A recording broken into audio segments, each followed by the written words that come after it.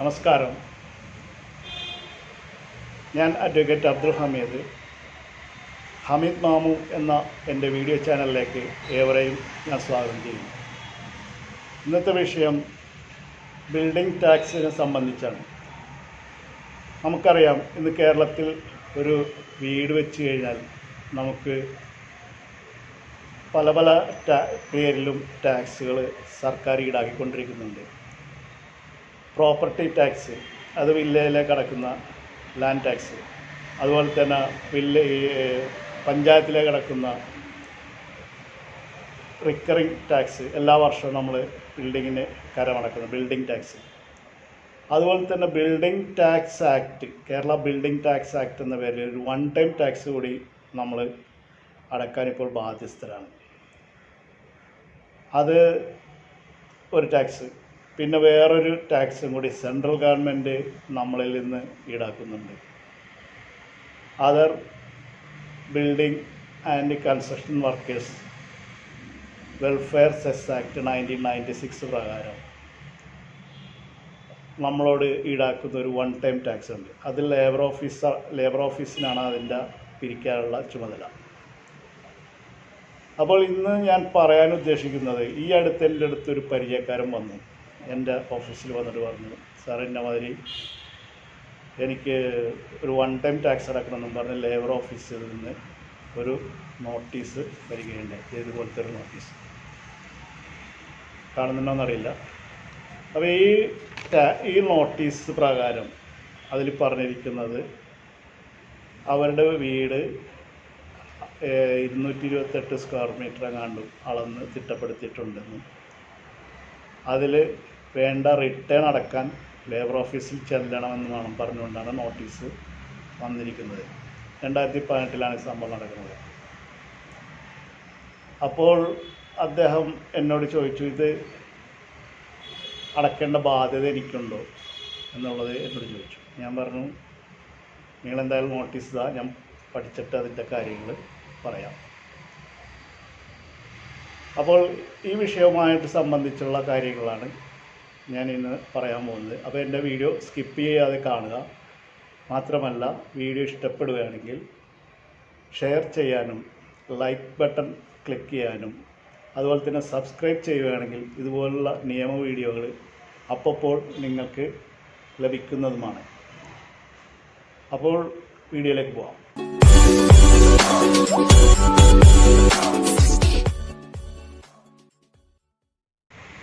അപ്പോൾ ഞാൻ ആ നോട്ടീസ് വാങ്ങി കൈവശം വെച്ചു. കക്ഷിയോട് പറഞ്ഞു, പിന്നീട് ഒരാഴ്ച കഴിഞ്ഞു ഞാൻ നോക്കിയിട്ട് പറയാമെന്ന് പറഞ്ഞു. ഞാൻ ആ നോട്ടീസ് പരിശോധിച്ചു. അദ്ദേഹത്തിൻ്റെ മറ്റുള്ള രേഖകളും, വീടിൻ്റെ കരടച്ച റെസിപ്റ്റും മറ്റ് ആധാരം ഇതൊക്കെ പരിശോധിച്ചു. പക്ഷെ അതിൻ്റെ കൂട്ടത്തിൽ പുള്ളി ഞാനൊരു നിഗമനത്തിലെത്തി. ഞാൻ മനസ്സിലാക്കിയെടുത്തോളം അതൊരു പഴയ വീട് പുള്ളി വാങ്ങിയതാണ്.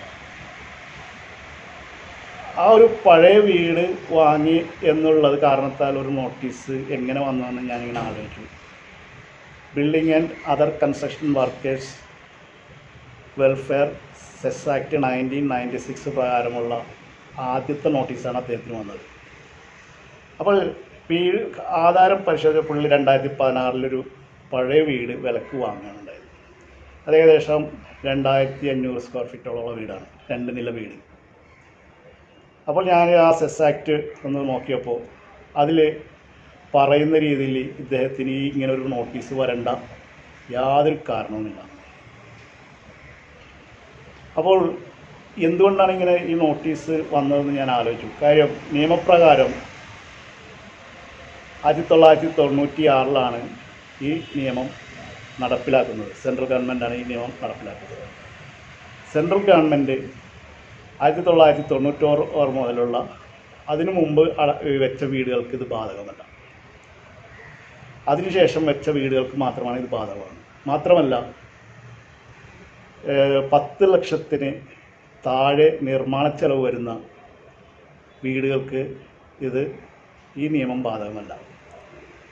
അങ്ങനെ വരുമ്പോൾ ഈ 10 ലക്ഷം രൂപ കണക്കാക്കുന്നതിന് എങ്ങനെയാണ് മാനദണ്ഡം എന്നുള്ളത് നമ്മൾ ചിന്തിക്കേണ്ടതായിട്ട് വരും. അതായത് ഓരോ സ്ലാബ് ഗവൺമെൻറ് ഇറക്കിയിട്ടുണ്ട്. 96 4000 സംതിങ് രൂപയാണ് ഒരു സ്ക്വയർ ഫീറ്റിൽ കണക്കാക്കിയിരിക്കുന്നത്.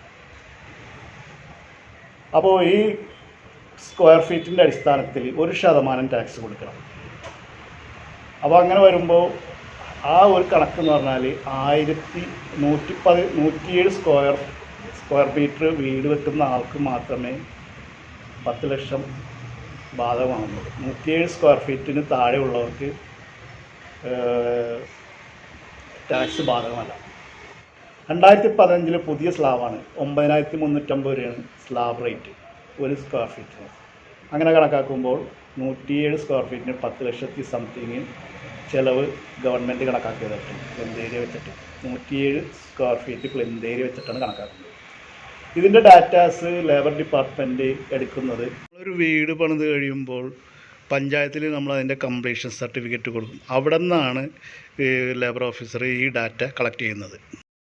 എന്നിട്ട് അതിന് 107 സ്ക്വയർ ഫീറ്റിന് മേലെ വീട് വെച്ചവർക്ക് എല്ലാവർക്കും നോട്ടീസ് അയക്കുന്നുണ്ട്. അങ്ങനെ വരുമ്പോൾ മാത്രമല്ല ഈ നിയമത്തിൻ്റെ ഒരു ഭാഗം കൂടി നമ്മൾ പറയുന്നുണ്ട്, 96 മുമ്പ് വെച്ച വീടുകൾക്ക് ഇത് ബാധകമല്ല. അങ്ങനെ വരുമ്പോൾ എൻ്റെ കക്ഷിക്ക് നോട്ടീസ് പ്രകാരം ഇത് ബാധകമാവില്ല. കാര്യം അത് അദ്ദേഹം പറഞ്ഞ പ്രകാരം പഴയ വീടാണെന്നാണ് എന്നോട് പറഞ്ഞത്. പക്ഷെ അദ്ദേഹത്തിന് നിർമ്മാണ തീയതിയൊന്നും ഓർമ്മയില്ല. അദ്ദേഹം വാങ്ങിയ വീടാണല്ലോ. ഉടമസ്ഥനും അത് വെച്ച ഉടമസ്ഥന്മാരൊക്കെ മരണപ്പെട്ടു പോയി. അപ്പോൾ ഞാനെന്ത് ചെയ്തു, നേരെ മുനിസിപ്പാലിറ്റിയിൽ ചെന്ന് ഞാൻ ഇന്ന ആളുടെ വീട് ടാക്സ് അടക്കുന്ന റെസിപ്റ്റ് കാണിച്ചിട്ട് ഇത്ര നമ്പർ ഇതനുസരിച്ച് ഇത്ര നമ്പർ വീടിന് അടക്കുന്ന ടാക്സിൻ്റെ വീട് കാലപ്പഴക്കം കാണിക്കുന്ന സർട്ടിഫിക്കറ്റ് എനിക്ക് വേണമെന്ന്, ബിൽഡിങ്ങിൻ്റെ ആ വീടിൻ്റെ കാലപ്പഴക്കം കാണിക്കുന്ന സർട്ടിഫിക്കറ്റ് എനിക്ക് വേണമെന്ന്. അപ്പോൾ ഞാൻ അവരെ അത് പ്രകാരം അവിടുത്തെ ക്ലർക്ക് എന്നോട് വളരെയധികം സഹകരിച്ചു. അദ്ദേഹം പോയിട്ട് സാറേ ഞാൻ റെഡിയാക്കി വെച്ചേക്കാം, ഇങ്ങനെ എടുത്തു വെച്ചു. അങ്ങനെയൊക്കെ ഞാൻ അടുത്ത ദിവസം ചെന്ന പുള്ളി അത് രജിസ്റ്റർ എടുത്ത് വെച്ചു. സാറേ ഇത് ഈ വർഷം ഏതാണ്ട് 1989 മുമ്പ് വെച്ച വീടാണെന്നാണ് എനിക്ക് തോന്നുന്നത്. പുള്ളിക്കത് രജിസ്റ്റർ പ്രകാരം 1989 വരെ മുതൽ ടാക്സ് അടച്ച രജിസ്റ്റർ കാണുന്നുണ്ട്. 1989 മുമ്പുള്ള രേഖകളെല്ലാം ഏതോ ഗോഡൗണിലാണ്, വേറെ ഏതോ ഓഫീസിലാണ്, അങ്ങോട്ട് കൊണ്ടുപോയി പഴയ റെക്കോർഡൊക്കെ അതിൽ ഇവിടെ കിട്ടാവുന്ന അവൈലബിൾ റെക്കോർഡ് പ്രകാരം 1989 ഈ വീട് ടാക്സ് അടക്കാൻ തുടങ്ങിയത്. വെച്ചത് ഡേറ്റ് അല്ല, ടാക്സ് അടച്ച 89 ടാക്സ് അടച്ച രേഖയുണ്ട്. ഞാൻ പറഞ്ഞത് അത് മതി, അതിൽ നിങ്ങൾ ഇവിടെ 1989 ഇത്ര നമ്പർ രേഖ പ്രകാരം ടാക്സ് അടച്ചതായിട്ട് കാണിക്കുന്ന രേഖ എനിക്ക് തരാൻ പറഞ്ഞു. അത് പ്രകാരം രേഖ തന്നു.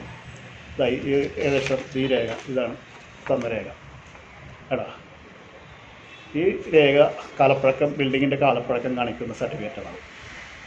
അപ്പോൾ ടാക്സ് അടക്കുന്ന വിവരങ്ങൾ വെച്ചോട്ട് 89 ഈ വീട് ടാക്സ് അടക്കുന്നുണ്ട്. ആ വീടിൻ്റെ ടാക്സ് രേഖ അവിടെ ഉണ്ടെന്നുള്ള അവൈലബിൾ ആണെന്നുള്ളത് ആ ഒരു സർട്ടിഫിക്കറ്റ് ചെയ്തെന്ന് എനിക്ക് തോന്നുന്നു. ഞാനിത് നേരെ ലേബർ ഓഫീസിൽ കൊണ്ടുപോയി കാണിച്ചു. ലേബർ ഓഫീസറോട് പറഞ്ഞു, സാറേ ഇന്ന നോട്ടീസ് പ്രകാരം ഈ വീടിന് 1989 മുതൽ ടാക്സ് അടക്കുന്ന വീടാണ്. ഇത് ഒരു യാതൊരുവിധ പുതിയ കൺസ്ട്രക്ഷനൊന്നും നടത്തിയിട്ടില്ല. ഇതിന് എന്തുകൊണ്ടാണ് ഇങ്ങനൊരു നോട്ടീസ് വന്നതെന്നുള്ളത് അറിയില്ല. ലേബർ ഓഫീസർ വാങ്ങിച്ചിട്ട് പറഞ്ഞു ഇത് എന്തോ മിസ്റ്റേക്ക് പറ്റിയതാണ്. അപ്പോൾ എന്തായാലും ഞാൻ പറഞ്ഞു ഇത് 89 പോലുള്ള രേഖ ഉണ്ടെന്ന് പറഞ്ഞു. ഞാനത് റിട്ടേൺ സബ്മിറ്റ് ചെയ്തു. ആ വീടിൻ്റെ മറ്റുള്ള ടാക്സ് അടക്കുന്നതും പുതിയ ടാക്സ് അടച്ചതും ഈ പഴയ 89 സർട്ടിഫിക്കറ്റും ടാക്സ് അടച്ചുകൊണ്ടിരിക്കുന്ന കാലപ്പഴക്കം ബിൽഡിങ്ങിൻ്റെ കാലപ്പഴക്കം കാണിക്കുന്ന ആ സർട്ടിഫിക്കറ്റും കൂടി കാണിച്ചപ്പോൾ അത് അവിടെ വെച്ച് തീർന്നു. ആ ഫയൽ ക്ലോസ് ചെയ്ത് തന്നു.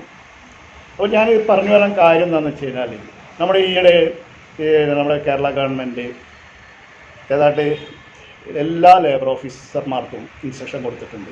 2 കോടി രൂപ, അങ്ങനെ 3 കോടി രൂപ ഓരോ ജില്ലക്കും ഓരോരോ ടാർഗറ്റ് നിശ്ചയിച്ചുകൊണ്ട് ഈ ആക്ട് പ്രകാരം പിരിച്ചെടുക്കണമെന്നും പറഞ്ഞുകൊണ്ടാണ് കേരള ഗവൺമെൻറ് ഈ നോട്ടീസ് എല്ലാവർക്കും അയച്ചുകൊണ്ടിരിക്കുന്നത്. ലേബർ ഡിപ്പാർട്ട്മെൻറ്റ് വഴി നോട്ടീസ് അയക്കുന്നത്. അപ്പോൾ ഈ 1 time tax, cess tax 1% cess tax വെക്കുന്ന കെട്ടിടത്തിൻ്റെ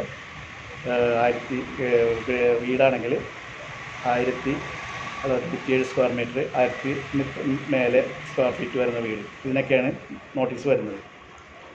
അപ്പോൾ ഇവർക്ക് കിട്ടിയ ഈ ലേബർ ഓഫീസേഴ്സിന് കിട്ടിയ ഇൻസ്ട്രക്ഷൻ പ്രകാരം ഒരു ടാർഗറ്റ് ഗവൺമെൻറ് കൊടുത്തിട്ടുണ്ട്. ഇത്ര ഈ ജില്ലയിൽ നിന്ന് 2 കോടി രൂപ പിരിക്കണം. മലപ്പുറം ജില്ലയിൽ നിന്നെങ്ങാണ്ടും 2 കോടി രൂപ പിരിക്കാൻ വേണ്ടിയാണ് ഒരു ദിവസം 200 നോട്ടീസെങ്കിലും വെച്ച് അയക്കണമെന്നും പറഞ്ഞുകൊണ്ട് ഇൻസ്ട്രക്ഷൻ കൊടുത്തിരിക്കുന്നത്, ഗവൺമെൻറ് ഓർഡർ കൊടുത്തിരിക്കുന്നത്.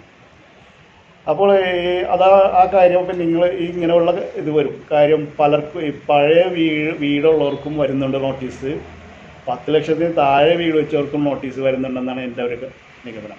അങ്ങനെ ആയിരിക്കാം. കാര്യം അതുകൊണ്ടാണല്ലോ ഞാനിപ്പോൾ കാണിച്ചതിൻ്റെ തെളിവ്. കാര്യം പഴയ വീടിനും അവർ നോട്ടീസ് അയച്ചുകൊണ്ടിരിക്കുന്നുണ്ട്.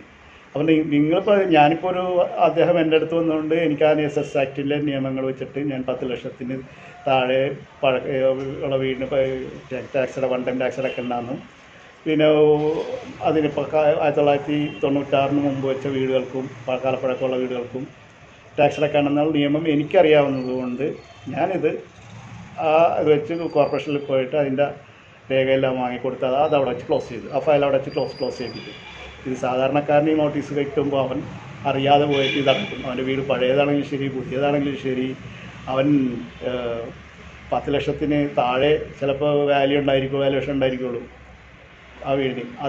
എന്നാലും അത് അസസ് ചെയ്യാൻ അറിയാൻ പാടത് നോട്ടീസ് കിട്ടിയ പാടി കിട്ടാത്ത പാടി പലരും ഈ പിഴ അടക്കുന്നത് പേടിച്ചിട്ട് കൊണ്ട് പൈസ അടച്ച് പോരുന്നവരുണ്ട്. അപ്പോൾ ഞാൻ പറഞ്ഞു വരുന്നത് മനസ്സിലായി കാണുമല്ലോ, നിങ്ങൾ കിട്ടുന്ന നോട്ടീസ് നിങ്ങളുടെ വീടിൻ്റെ കാലപ്പഴക്കം 10 ലക്ഷത്തിന് താഴെയാണെങ്കിൽ നിങ്ങൾ ഈ 110 ടാക്സ് അടക്കണ്ട.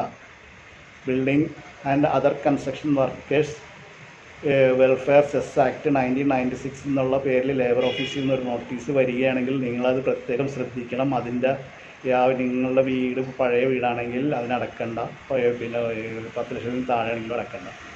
അപ്പോൾ ഇത് നിങ്ങൾ അറിഞ്ഞിരിക്കുന്നത് എന്തുകൊണ്ടും ഉചിതമാണെന്ന് എനിക്ക് തോന്നിയതുകൊണ്ടാണ് ഞാൻ ഈ വീഡിയോ ചെയ്തത്.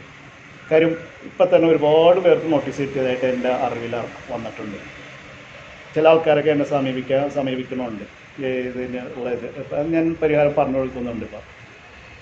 അപ്പോൾ ഇതുപോലുള്ള ഈ കാര്യങ്ങൾ നിങ്ങൾ പൊതുജനങ്ങൾ അറിഞ്ഞിരിക്കുക. ഗവൺമെൻറ്റിന് എങ്ങനെയെങ്കിലും കുറേ പണം പൊതുജനങ്ങളിൽ നിന്ന് പിരിച്ചെടുക്കുക എന്നുള്ളത് മാത്രമേ ഉള്ളൂ.